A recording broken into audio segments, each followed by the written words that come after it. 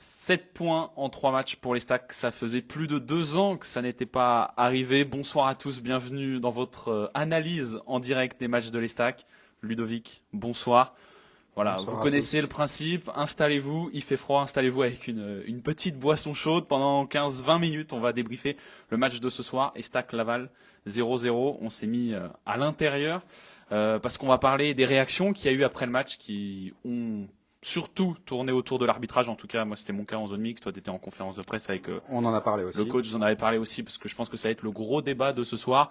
N'hésitez pas à mettre vos messages. J'ai le portable dans la main pour lire tous vos messages et interagir.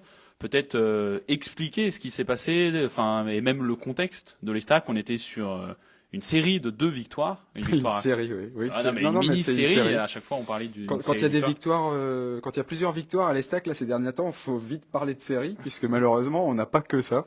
Donc, on se satisfait d'avoir eu 2 victoires, une à Caen samedi dernier et une autre face à Pau mardi. Donc, les matchs se sont enchaînés. On en parlait ensemble, moins de 72 heures après ce dernier match face à Pau, donc contre Laval, contre une équipe de Laval qui, elle, restait sur 2 défaites, donc qui, sa semaine ne se passait pas bien, est venue pour prendre à minima un point au stade de l'Aube. L'Estac, elle, avait envie de gagner et de prendre ses 3 points. Faire 9 points sur 9, hein, c'était le titre Voilà. du journal du jour. Voilà, on gagne 3 points à chaque victoire au foot, donc 3 x 3, 9. Les Stacks auraient pu prendre 9 points en 6 jours. Malheureusement, ça ne s'est Elle pas a passé pris comme donc 7 points. 7 Ce points. qu'a dit le coach, c'est qu'il aurait signé avant cette semaine pour 7 points sur 9.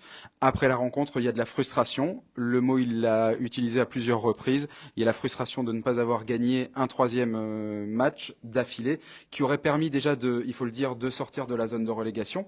Alors ça paraît bête, mais bon, finalement, c'est très important. C'est ce qu'on peut aussi nous retenir malheureusement, c'est que ce petit coup d'arrêt empêche les Stacks de sortir de cette situation. Elle était avant-dernière, elle reste avant-dernière. Voilà, donc 17e, Voilà. Ligue 2 à 18 clubs, donc les Stacks 17e et avant-dernière, comme tu as dit. Voilà, et donc cette rencontre, on peut la résumer assez facilement, c'est que c'est une équipe troyenne qui a été relativement sereine, qui a essayé de jouer au ballon, qui est tombée sur une équipe très regroupée, bien en place, et qui a jamais pu ou su tromper la vigilance d'un excellent Mamadou Samassa, l'ancien gardien de l'Estac, qui a fait les arrêts qu'il fallait. Et puis, en fin de rencontre, il y a eu quelques faits de jeu, donc des pénaltys non sifflés, des situations chaudes, des situations litigieuses comme Exactement. les a décrites l'entraîneur Stéphane Dumont. Honnêtement, c'est compliqué. On n'a pas les ralentis comme en Ligue 1 qui sont aussi précis. Il n'y a pas autant de caméras, par Voilà. exemple, pour ceux qui ont vu le match ou qui étaient au stade, le penalty, enfin l'accrochage à la fin sur Rafiki Saïd, on n'a que la caméra du point de vue tribune de notre côté. Donc, on a la caméra donc qui est en tribune de presse, on va Ouais. dire, et on a aussi de l'autre côté, j'allais dire, on voit pas derrière comme l'arbitre voit bien. Alors on peut imaginer que Ouais. l'arbitre a bien jugé. Les défenseurs de Laval disent qu'il n'y a pas pénalty. Évidemment. L'entraîneur de l'Estac estime qu'il y a peut-être plus faute que pas faute. Puis même les gens autour du club. Alors évidemment, ils travaillent pour les Stacks. Peut-être qu'ils sont moins objectifs que certaines personnes, mais tous re-regardaient les ralentis là juste après le match et ne comprenaient pas comment l'arbitre ne pouvait pas siffler. C'est vrai qu'il y a eu de nombreux contacts, comme tu as dit, situations litigieuses où l'arbitre n'a pas bronché. Et même plus globalement dans le match, même sans parler de contact dans la surface, des décisions, mais que ce soit dans les deux sens, assez, je trouve, incompréhensible. Et si je peux donner un petit avis, merci Ludo. Je suis assez surpris, dans le mauvais sens du terme, du niveau des arbitres du championnat de Ligue 2 depuis le début de la saison. Franchement, on assiste parfois à des décisions incompréhensibles. Même là, sur le contact avec Rafiki Saïd, c'est Rafiki Saïd qui pousse la balle et qui fait que la balle sort. Et l'arbitre siffle corner. Alors pour moi, soit tu siffles penalty, si tu juges qu'il n'y a pas faute, soit tu siffles simulation, si tu juges qu'il ne le touche pas, soit tu siffles 6 mètres, si tu juges qu'il est tombé parce qu'il a perdu l'équilibre en fin de course, mais à aucun moment tu juges le corner, tu siffles le corner, parce que c'est Rafiki Saïd qui touche le ballon en dernier, donc difficilement compréhensible, et Et ouais, mais Non, le mais match. t'as raison, mais globalement, ça a été un petit peu ça sur la rencontre, parce que si on se place plutôt dans le camp des Lavallois, on peut aussi être frustré en première période d'avoir une faute sur l'un des attaquants, une faute d'Ismaël Boura, Mais qui, on en si parlait. il y a faute de Boura, alors qu'il est dernier défenseur, il peut ou il doit être exclu. Et s'il n'y a pas faute, eh ben il n'y a pas de carton jaune. Mais on peut pas mettre faute et carton jaune quelque part. Donc voilà, c'est 100% d'accord pour ceux qui n'auraient pas vu. Ismaël Boura à l'entrée de la surface pousse un attaquant de Laval. L'arbitre s'il faute lui met carton jaune. Selon la règle du dernier défenseur, il est à l'extérieur de la surface. Dernier défenseur, c'est carton rouge. Il met jaune. Les Lavallois contestent. Ouais, et vraiment même parfois des actions où on disait des joueurs qui tombent, qui crient un petit peu. ah oui, Facile. Alors, c'est clair. pour moi, j'ai toujours pensé dans le football que, et je suis pas sûr que vous m'ayez beaucoup de fois entendu critiquer l'arbitrage, mais j'ai toujours pensé qu'on ne juge pas une défaite. Enfin, la raison d'une défaite n'est pas l'arbitrage. Mais voilà, force est de constater, on était obligé d'en parler avec vous ce soir parce que je vois il y a quelques messages. Dommage que les Stacks se soient réveillés un peu tard malgré l'arbitrage incompréhensible, nous dit Zio. Siegfried qui nous salue et qui dit manquer de rythme clairement quant à l'arbitrage. Aïe aïe aïe. Effectivement, là ça va tourner autour de Alors ça de toute façon. le coach a bien dit à la fin de la rencontre, enfin en tout cas quand il est venu en conférence de presse, que on peut pas résumer la rencontre à ces Voilà. situations illicites ou en tout cas qui ont porté à questionnement. Cependant, c'est évident qu'une rencontre comme elle est là, comme l'a dit aussi Olivier Frappoli, l'entraîneur de Laval, la première équipe qui allait marquer allait gagner. Quand on marque un penalty, c'est quand même beaucoup plus facile. Ouais. Encore faut-il les marquer, Encore hein, faut-il les puisque marquer. nous on les a Les Stacks loupés en avaient eu cette deux semaine. contre Pau et a raté les deux. Donc, mais effectivement, là pour le coup, si on avait eu penalty, il y avait des frappeurs qui étaient désignés, qui étaient sur le terrain. Donc, on aurait pu imaginer qu'on avait un peu plus de chances de sortir de cette rencontre par une victoire avec un Samassa malgré tout qui aurait pu aussi sortir un penalty Ouais, parce quoi, qu'il a ouais, de toute sorti façon. les parades qu'il fallait. On n'a pas eu, franchement, enfin si on se place comme Troyen, on n'a pas eu énormément d'occasions. Certes, sur la rencontre, il y en a quelques-unes, des franches. Bas a une frappe en tout début de rencontre. Bas a aussi une déviation sur un corner, si je dis pas de bêtises, de M. Changama, qui est parfaitement détourné par le gardien lavallois. Il y a une belle remise à un moment donné de Ripard en fin de rencontre. Il y a une ou deux Ouais, situations il y a quand chaudes. même quelques Ouais, mais c'est situations. pas sur une rencontre quand t'as Non, un mais bien bloc sûr. bas et quand t'as une équipe qui presse, finalement, ça fait pas tant que ça. Et comme l'a dit, je ne sais plus qui derrière l'écran, effectivement, il y a eu une réaction peut-être un peu tardive, une réaction, enfin en tout cas, Zio qui nous dit ça. une volonté d'aller, de presser, de pousser au maximum. Mais comme l'a dit donc l'entraîneur de l'Estac, si on se jette dans la gueule du loup avec une équipe en face qui est pas non plus manchot, on peut imaginer que tu te fasses contrer et là, au lieu de prendre un point, bah finalement, t'en prends zéro. Là, on Ouais. est quand même sur une dynamique qui reste positive, donc ça reste intéressant. Transition parfaite. Une des grosses satisfactions de ces 3 matchs en 6 jours, c'est la solidité défensive retrouvée. Voilà, les Stacks enchaînent 3 matchs sans prendre de but. Dans le jargon, 3 clean sheets. Voilà, on rappelle 1-0 contre Caen, victoire 1-0, victoire 3-0 contre Pau, et là 0-0 ici. Depuis que Nicolas Lemaître est le gardien numéro 1, Stéphane Dumont avait procédé à un changement de gardien. Les Stacks n'a pas encaissé de but, encaisse un but aujourd'hui, mais le joueur a finalement signalé hors jeu. Pour la petite histoire, on a eu Nicolas Lemaître en zone mixte, interview, était tout sourire, je pense content, lui qui avait été sorti du groupe au début de la saison, c'était Corentin Michel qui était sur le banc, au final il a réintégré le groupe d'abord sur le banc et là en tant que numéro 1, et ben voilà, il fait ses débuts cette saison sont réussis avec les Stacks, il a répondu aux questions des journalistes qui étaient présents, vous retrouverez ça dans quelques heures sur le site de l'Est Éclair en vidéo, mais pour moi voilà, c'est l'une des grosses satisfactions, déjà au moins tu construis ton équipe sur une base défensive. On en parlait également avec des gens du club. La charnière Monfray-Diaz maintenant pour la bouger, ce sera très compliqué quand Mehdi Tarat reviendra de blessure. Faudra voir. Non, mais globalement, alors il faut quand même là sur les 3 rencontres, l'Estac a fait preuve d'une vraie solidité, ça c'est vrai, mais l'Estac a aussi eu un peu de réussite. Quand la frappe sur le coup franc à la fin de la rencontre de Pau tape sur la transversale, j'allais dire si elle est dans le but, c'est pareil. Aujourd'hui, Laval a inscrit un but qui a été refusé pour un hors-jeu. Le hors-jeu, alors on ne le voit pas nous à l'écran si c'est flagrant ou pas, mais ça n'a pas l'air d'être non plus hyper flagrant. Il y a visiblement hors-jeu, mais c'est pas flagrant. La tête de Camara est splendide. S'il y a but pour Laval, c'est pas non plus.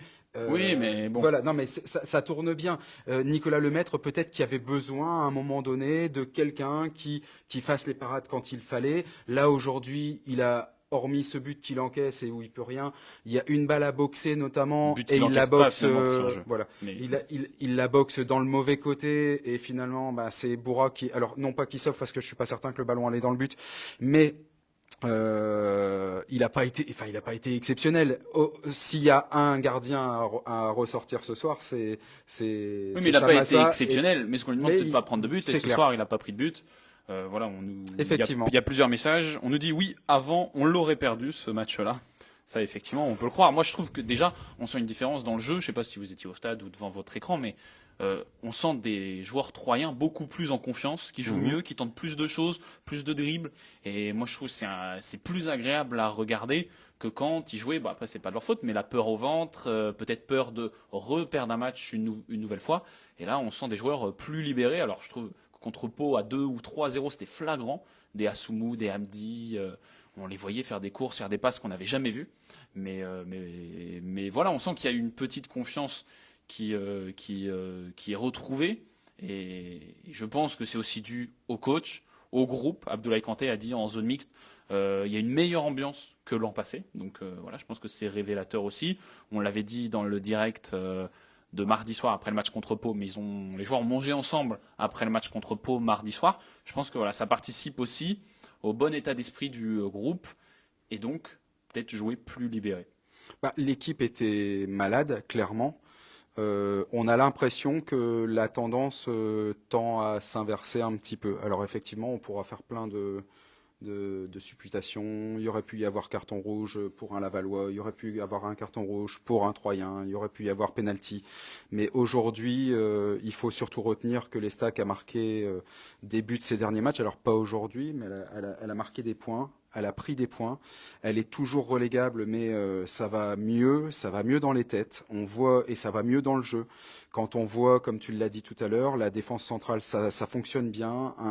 Un Adrien Monfray qui est plein de solidité et on voit que c'est un vrai leader. On a vu M. Changama, même si on l'a un peu moins vu, je trouve, en deuxième mi-temps, mais sur le terrain, quand on regarde, alors l'avantage quand on est au stade, c'est qu'on peut avoir une vision un peu périphérique et on n'est pas seulement focalisé sur le ballon. Et M. Changama, il replace énormément, il parle beaucoup et ça, c'est important pour l'équipe. Alors après, comme demandait un auditeur, comment on dit d'ailleurs, un auditeur, un téléspectateur, un supporter, un internaute. Est-ce que c'était un choix de faire tourner? Ben forcément que c'était un choix de faire tourner parce que trois matchs en 6 jours ou 7 jours, on n'a pas envie d'en perdre encore des joueurs, alors qu'il y a des joueurs qui sont aussi à l'infirmerie, qui manquent cruellement.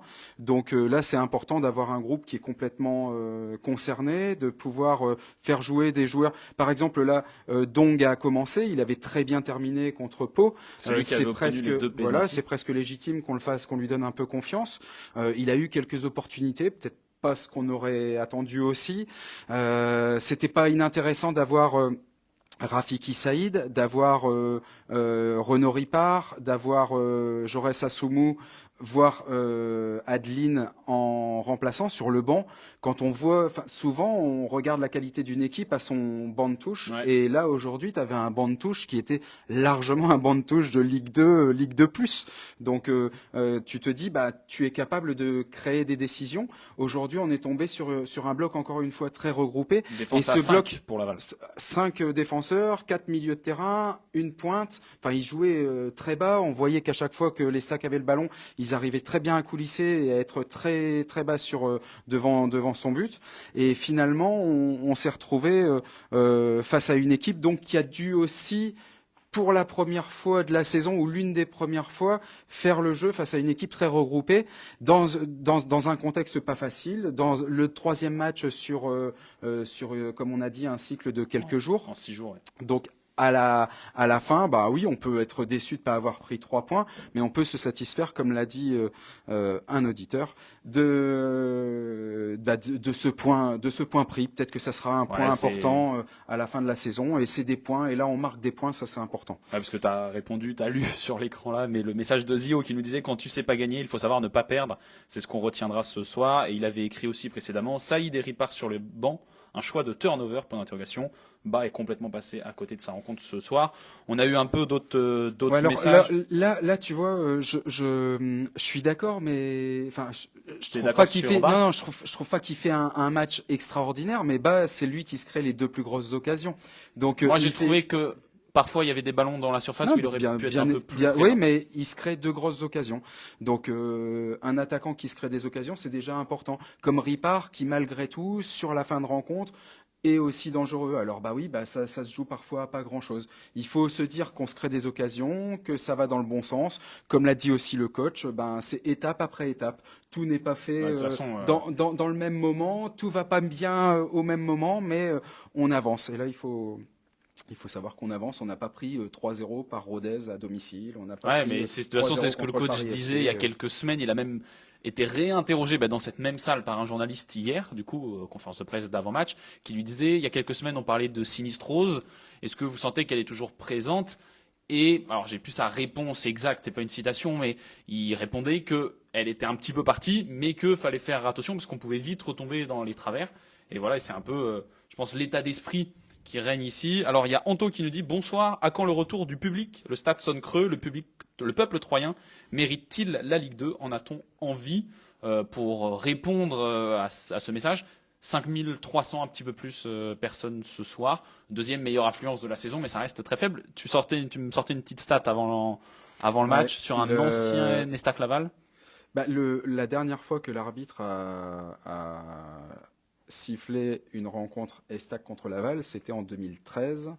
Laval avait gagné 1-0 et il y avait plus de 10 000 personnes, donc c'était il y a 11 ans. Et effectivement, plus de 10 000 personnes, alors même si toutes les tribunes ne sont plus ouvertes, aujourd'hui c'est presque inimaginable parce que même en fin de Ligue 1, on n'avait pas toujours 10 000 spectateurs au stade. Alors les nouveaux dirigeants l'ont plusieurs fois dit, aujourd'hui il y a beaucoup moins d'invitations que ce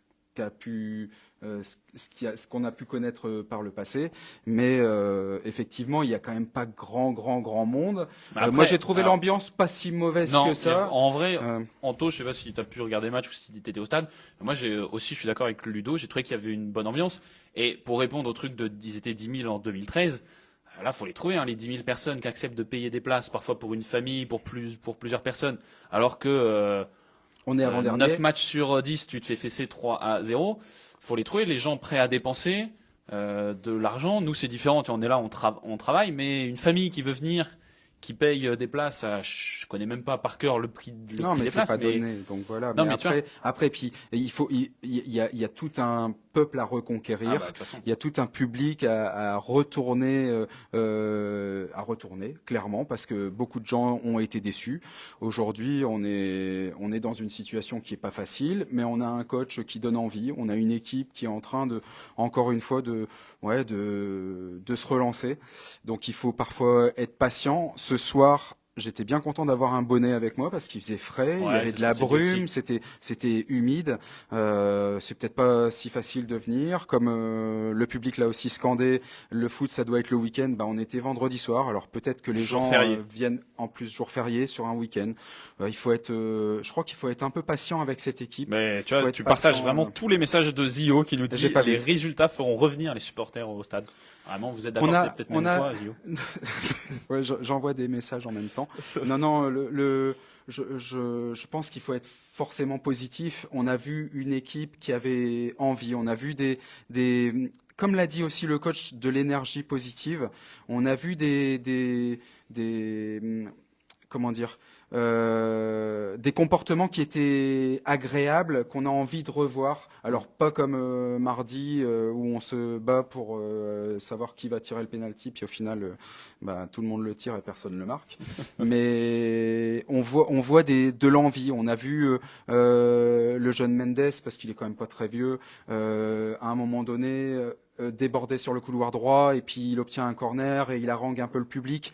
Puis tu sens qu'il n'y a pas grand-chose parce qu'à chaque conduite de balle, un peu où il y a des espaces, les supporters poussent. Et encore une fois, comme tu l'as dit et comme Zio l'a très bien dit, il faudra des résultats, des victoires, peut-être une remontée au classement, pour que les supporters viennent. Et sachant que du coup, on a Anto, qui nous répond, qui dit: j'étais au stade en Champagne, 26 € pour 3, les 2 matchs Pau et Laval, c'est raisonnable. C'est raisonnable, mais on a un autre message en dessous. Alors là, ça parle plus du porte-monnaie des Français, mais Laurent qui nous dit: les gens n'ont plus les moyens financiers pour venir au stade. Aussi, c'est un vrai problème. Bon, après, là, on rentre dans un autre débat. Non, mais c'est clair que aujourd'hui, si on est en famille, c'est quand même beaucoup plus simple d'acheter un abonnement à Bein sur la saison par mois, et puis on se met autour d'un verre ou d'un repas, on regarde le match, et quand on en a assez, on zappe. Aujourd'hui, tu peux faire une autre sortie. En fait, je pense que les supporters, comme tu disais, ont besoin de retrouver déjà, de s'identifier à cette équipe-là et d'aller au stade en se disant: ce match-là, on va le gagner, il y aura du spectacle, ils vont marquer des buts. Je pense qu'ils en sont pas sûrs. C'est peut-être aussi pour ça, pour finir sur les affluences, mais qu'on voit une affluence aussi faible entre guillemets. Anto qui nous dit: le maître est-il l'électrochoc que l'équipe avait besoin? Ça, on en a déjà parlé. Anto, je sais pas si tu es là depuis le début, mais je pense que pour résumer ce que tu as même dit, c'est que le maître est une petite pierre qui apporte quelque chose, parce qu'il est peut-être arrivé au bon moment, il a fait les arrêts qu'il a fallu lors des 2 dernières rencontres. Je parle pas de celui-là parce que vraiment il n'y a pas eu quand même grand-chose à faire. Mais il y a aussi surtout un Adrien Monfray qui est impeccable. Il y a des leaders qui reprennent leur place. Il y a un M. Changama qui est bien meilleur que ce qu'on a vu il y a quelques temps. Un Kanté qui a été plutôt bon aussi malgré tout au milieu de terrain. Donc on peut imaginer qu'avec un petit soupçon de réussite supplémentaire, l'Estac ira plus haut. D'ailleurs, c'est ce qu'a dit en substance l'entraîneur adverse, Olivier Frappoli. Moi, je lui ai posé la question de savoir si l'Estac elle était à sa place. Et selon lui, elle restera pas longtemps relégable. Alors, je lui ai redit que finalement, l'année dernière, c'est ce qu'on a entendu, c'est ce qu'on a attendu pendant très longtemps. On se disait, mais l'Estac n'est pas à sa place.